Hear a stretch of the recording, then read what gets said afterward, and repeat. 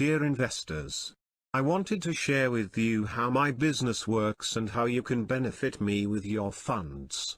I generally have no clue what I am doing, so I surround myself with a team of equally as incompetent individuals who dance to my tune and who are yes men.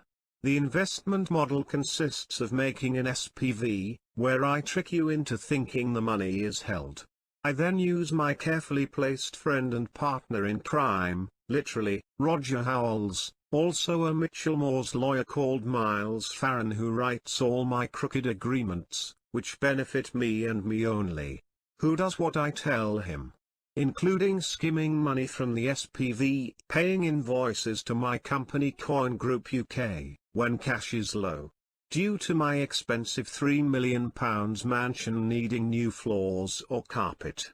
When your deal has finally collapsed, which they all do, my company stops communicating with you as it is neither worth my time nor the time of my team, who have all been paid handsomely, with your money, which you invested or got a bridging loan for. I use friends' companies to inflate the invoice charges, which further drive the SPV into the red, then take a brown envelope after it's been paid, giving me even more of your money. I have already cheated enough investors to rival Bernie Madoff. I just don't mention that it's all a self-destructing Ponzi scheme, they are none the wiser. That's the way I like to keep it. In my brochures I have fictitious figures and timescales which I dreamed about the previous night, to entice you with enlarged fictitious numbers. I discourage investors to do due diligence on companies' house and social media and don't offer references from old investors because I have none, and no returning clients. If any investors challenge me in any way, I immediately blacklist them and write them off. I do not directly engage with them because they ask me challenging questions and which I cannot answer, or I make things up on the spot and tell a few more lies so they don't spoil my plan. If I can poison investors one against another, I will do so.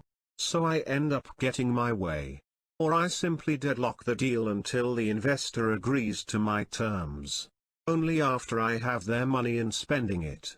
You will all see my team has grown incredibly over the last few years. I have dismissed everyone who has a conscience or backbone. How, you may ask? Well, only 2 deals have ever broke even. The rest have all failed because I have expanded using investor money. Sometimes I take my cut at the beginning of a deal before I have done anything, so I know I have been paid for my efforts unknowingly to the investors. Hiring new people who used to work in slaughterhouses, some directly from the job center and some from the local asylum. They all make COyne Group what it is today. Finally, don't you ever dare ask me about old investors because I have none. To gain your trust I take you round a building site which belongs to a friend I have in an old construction firm. Finally, I wish you all to come down here and massage my megalomaniac ego and admire on how successful at investors' expense I am.